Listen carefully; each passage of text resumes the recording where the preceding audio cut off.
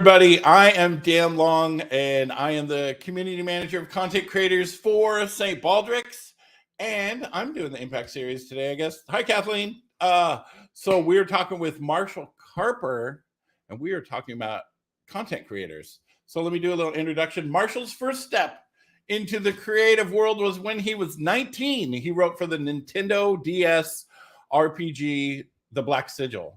Today, he's a career marketer and the author of more than 15 books, from the stages of conventions like TwitchCon to the mats where he has coached UFC fighters. That's really cool.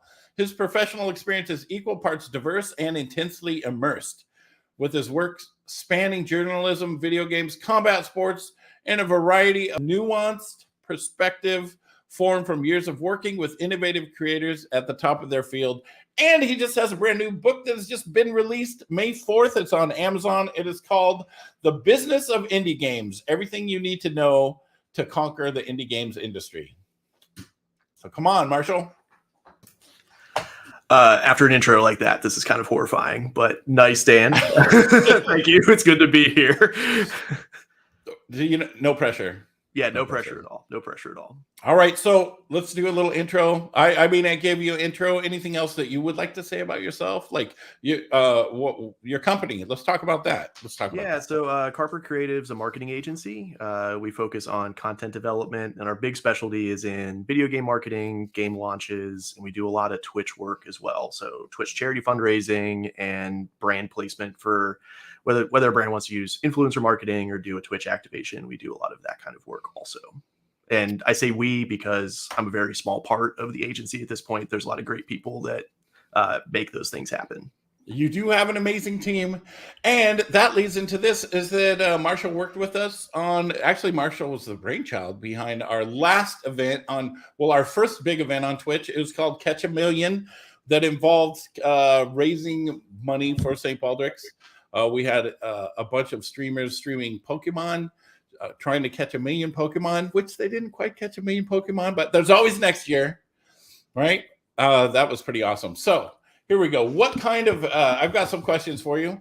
These are already pre-written. So what kind of expertise do you bring to the table? So from my perspective, because I've bounced around a few different places in the games industry, a lot of my work ends up being helping people connect the dots between, if I'm a charity and I want to fundraise on Twitch, how do I understand the gaming community and the Twitch community? And then also, how might I interact with a game developer or a game publisher? Those are all weirdly little seats that I've sat in before, so I have some background perspective there. But really what we love to do is we love to nail the best practices. So do all the stuff, the fundamentals, the basics that you need to do well to succeed. That's cool, but we get really excited about innovating on top of that. And I actually have like a cross-stitched little motto that says, let's make it weird, because we're always looking to try to do something different and interesting and push the envelope a little bit to get somewhere that maybe hasn't been covered before. That's like saying outside the box, but saying outside the box is such an inside the box term, right? So I like that. And it also demeans what's inside the box a little bit, because like those best practices are still huge and they're still critically important. So I feel like it's kind of easy to just like run off and do something that's totally off the beaten path. And that's fun. But at the same time, there's a lot of knowledge and a lot of existing, there's just a lot of existing foundational pieces that are there that you got to still do it well. So even if it's in the box, it still counts in a big way. So I get a little sensitive about putting things in cardboard boxes that are important. Right. And that makes sense. Like really, even in the gaming industry, one of the things that I've heard is like, if you want a successful product, you take something that exists and you add to it, right? You add things to it as well. It's all iterative, right? I mean, we're all standing on the shoulders of giants, as that old saying goes. And very few things are completely new. And I think when people first hear that, they think that's a negative thing. But to your point, it's not. It's just, hey, I was influenced by these creators and these developers and these ideas. And then I mixed in some of my unique perspective and I came out with this new thing. And it might not be 100% innovative, but maybe that 5-10% that you added to the end is the thing that gets the audience really excited, because they love they love Mario, if they love platformers, you do a platformer really well, you still want to do the platformer well, but your twist is the hook that keeps them coming back and maybe makes them talk about it. And it's the same thing with marketing as well, right? Mm-hmm. Like you said, we stand on the shoulders of giants. Okay, next question. Since we're talking about content creators, what is the advantage of working with content creators to raise funds for charities? Yeah, so early on, when social media first started to proliferate and live streaming started to kind of blossom out of that renaissance as well, we used to say that marketing and targeting was getting very fractured. So instead of there being a few major channels, because it used to be television, radio, billboards, and then magazines, like that was just how you did advertising, how you did marketing. But now you have dozens of platforms, and within those platforms, you have hundreds of creators of varying sizes. They have different kinds of audiences, different kind of focuses and specialties, a huge range of personalities and styles of how they approach their content. So it's not that it's fractured anymore. It's just that now everything is very segmented. So if you want to get in front of a very specific kind of audience that checks all the boxes in terms of who you want to reach, what they care about, what they have access to, where they are, et cetera, all the things that you usually look at in a marketing campaign. Content creators are now the leaders of those. So instead of me going to ABC because I want to, I don't know if you remember TGIF, they like do the block of shows on Fridays. Instead of like trying to put a commercial there, now we're looking at, okay, I know that I need these kinds of customers or these kinds of donors, and I know that these streamers have the kinds of communities that are going to be worthwhile. So those communities now, those content creators, gatekeeper is a way to think of it, but more so like they're tastemakers, they're thought leaders. They're the greatest entry point to get in front of that broader audience that they're attached to. Right, because their communities are very much like their own ecosystems, and they become very niche, but niche in a broad way, right? So you can definitely target many very, very, very specific things. So what do you see are the current trends in fundraising? Well, we're sitting on one of the trends right now. Live stream is an increasingly important part of how nonprofits around the world are fundraising. Most of the largest nonprofits, and I would say a lot of the medium to smaller medium nonprofits, are trying to use live stream fundraising now. So it's also getting very competitive. There's a lot of causes. There's a lot of great organizations. And unfortunately, as big as a platform like Twitch or even YouTube get to be, the amount of opportunities is still kind of finite, which is hard to kind of grasp sometimes for how big they are. But once you spend some time in the space, I know you're a deep live stream veteran. We've been doing the Twitch stuff for a while. We've started to see a shift towards it being more challenging to be the cause of choice because there's just so many other people in that space. But at the same time, that's exciting because we have this like early interest and competition around live stream fundraising. Cause like in the grand scheme of things, this is still super new. So what comes after a bunch of these organizations and all kinds of new content creators and specialists, I think we're going to keep seeing this space grow and evolve. And exactly what that looks like is tough to say because like 2 years ago, we weren't talking about TikTok. And now TikTok's a huge platform, not just for content, but it's also a big platform for streaming and live and fundraisers and streamers that use TikTok. So there's going to be a lot of new things happening. I think we're going to see the space get more and more interesting and more exciting. And what's interesting is that, like with Twitch, that used to be very game focused, but now there's so many different kinds of content creators there's car mechanic content creators, fishing, just whatever you can think of, there is some kind of person creating content. I've seen like bounty hunter content creators, where they're out filming their stuff. I often watch a duck cam. There's a farm that has a camera right in their pond, and if you donate, you can feed the ducks. So it's a weirdly like relaxing. At the end of the day, what are you doing? I'm going to the park. To feed the ducks. Click, click, Yep. click. Yep. Right? I mean, we That's had to do funny. tough things during COVID to feel like we were out there. Yeah. That's hilarious. Okay, so content creators, what is your process for finding content creators? Because that is a big one for many charities or organizations. Yeah, there's a lot of layers to this, so feel free to poke me if there's anything you want me to dig more into. So for our part, our process, and Flo is our influencer manager internally, so she does the majority of the groundwork here. So when we say that's my process, Flo's the real hero as far as making that happen. So it's a mixture of things. We do a lot of networking and relationship building. So we're at gaming events, we're at conventions. TwitchCon's a regular haunt for us. And those are all opportunities to build direct relationships with potential content creators, which is kind of a classic business thing, just applied to the live streaming space.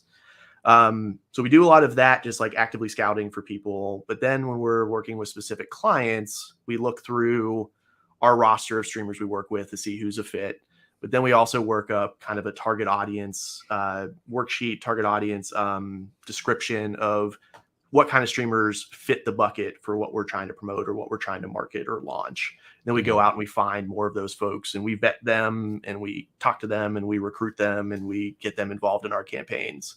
That part's a lot slower, but it also means that we reach many more communities because we're not an influencer agency. We don't have the 10 influencers that we're trying to sell into all of our fundraising or all of our brand marketing stuff. We have influencers we like, but they have to be a fit.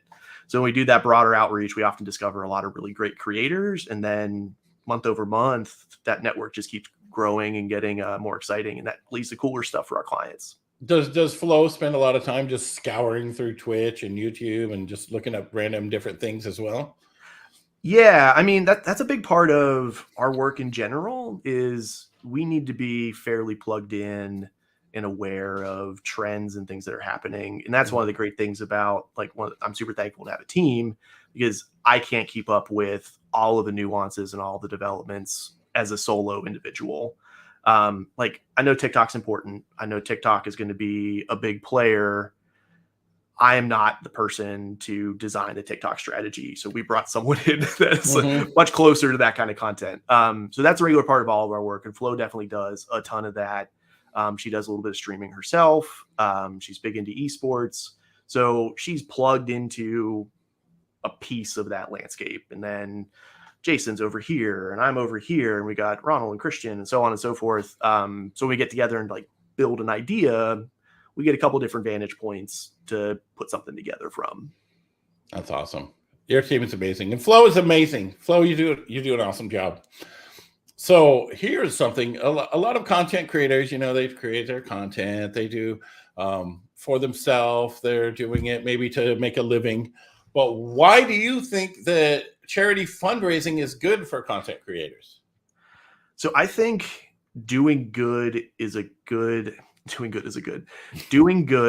worthwhile motivation and incentive and direction for any business. So whether you're a solo content creator that you're doing nothing but playing Apex Legends on Twitch, I still consider you a business because you're still making a lot of business kinds of decisions to do that, even if you're not you don't have a storefront or whatever, but you're still operating as a business.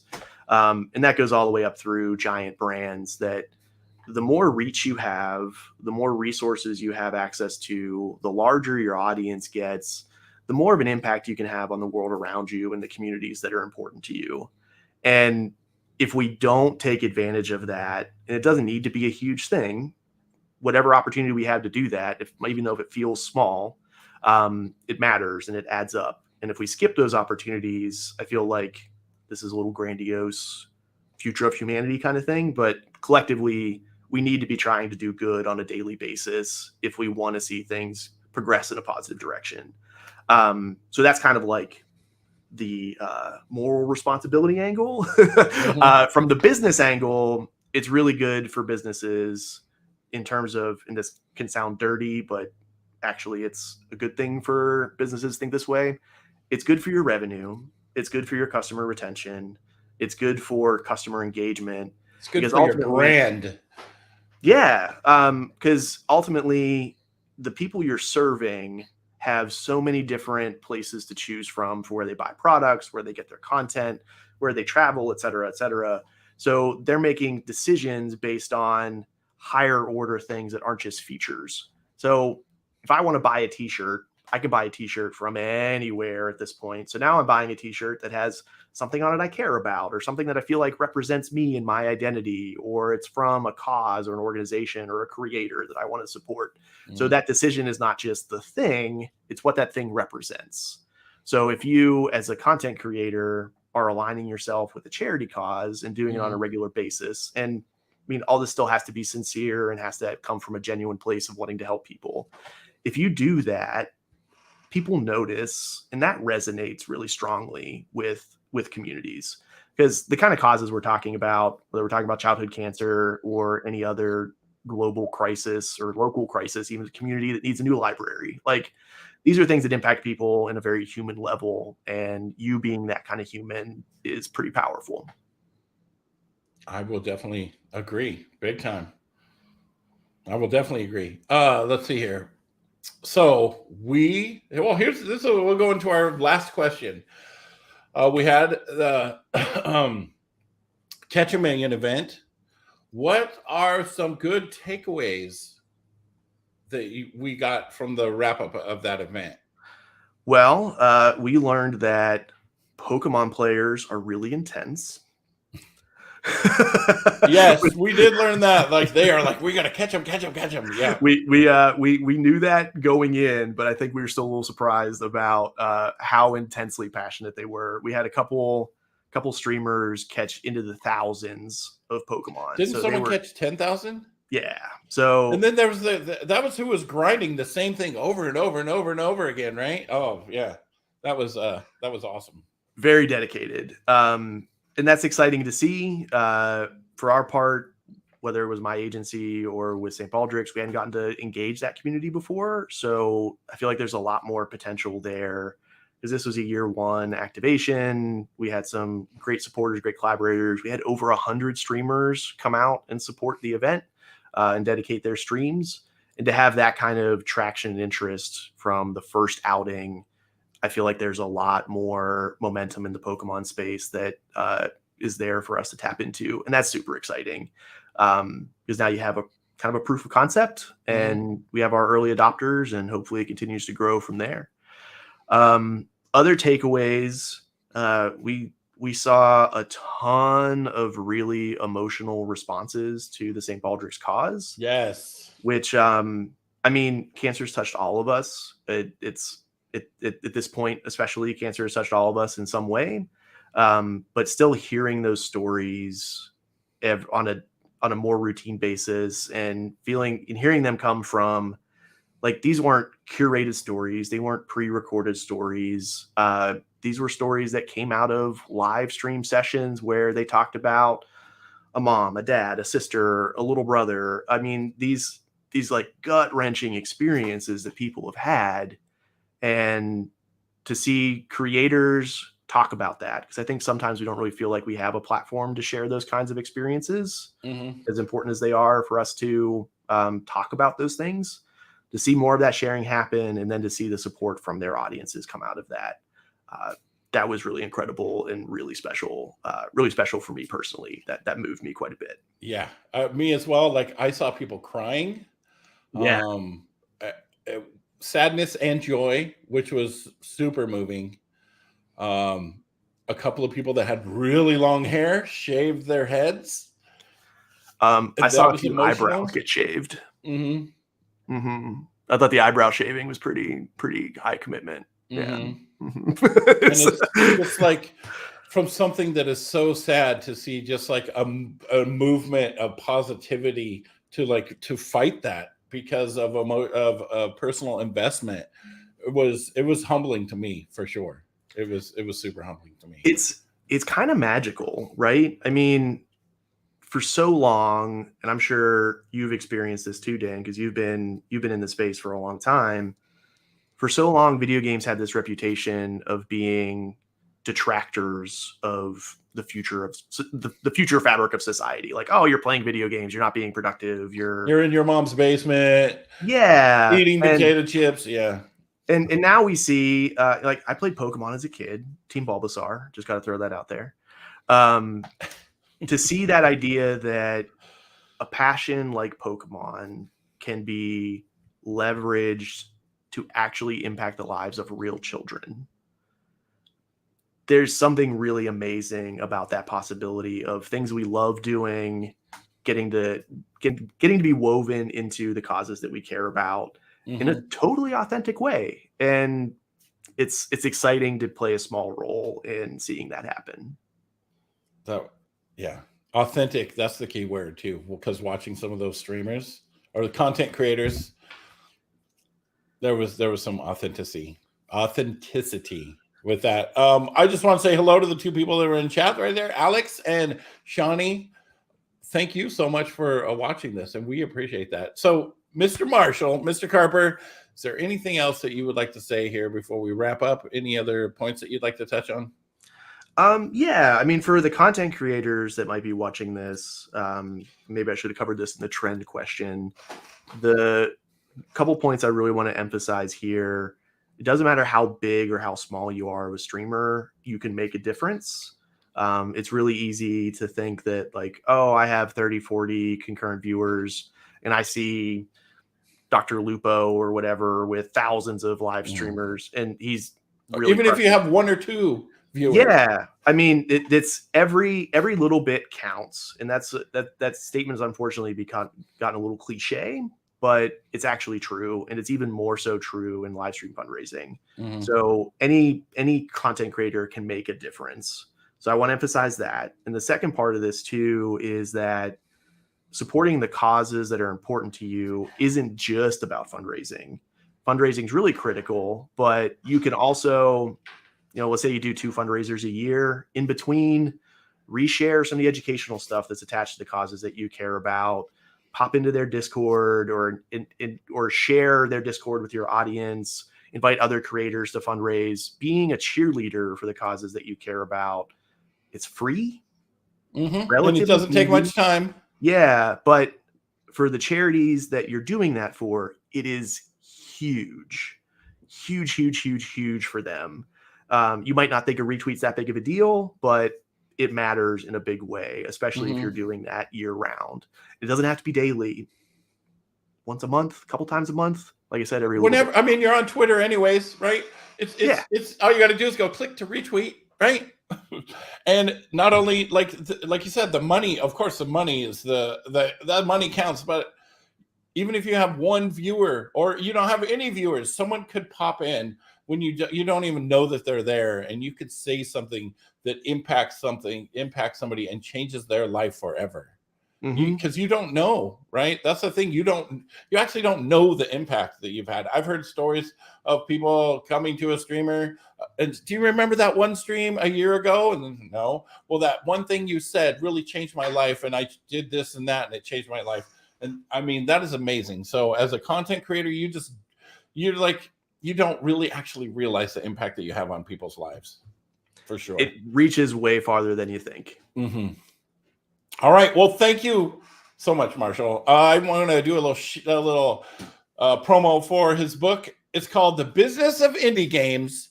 Everything you need to know to conquer the indie games industry. That is on Amazon right now. Google it if you want to. Check it out. And thank you so much. Thanks for having me, Dan. I really appreciate it. Have a blessed day.